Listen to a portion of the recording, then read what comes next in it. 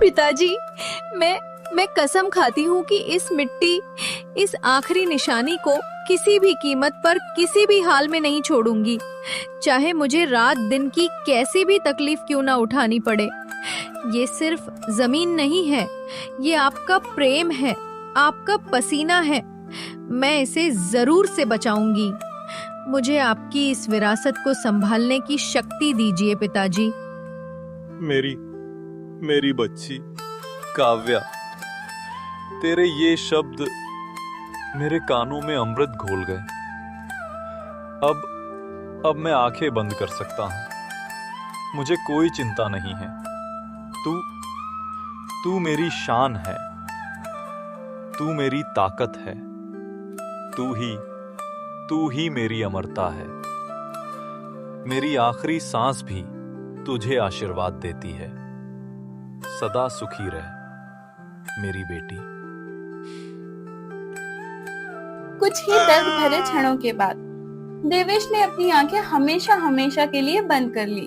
काव्या की छोटी सी जिंदगी पर दुखों का एक और विशाल पहाड़ टूट पड़ा। अब घर का माहौल पूरी तरह बदल चुका था। पिता के प्रेम की जगह कठोरता ने ले ली थी। काव्या, अब कान खोलकर सुन ले। तेरे पिताजी इस दुनिया से जा चुके हैं। अब इस घर की बागडोर और नियम मेरे हाथ में है। तू वही करेगी जो मैं तुझसे आदेश दूंगी।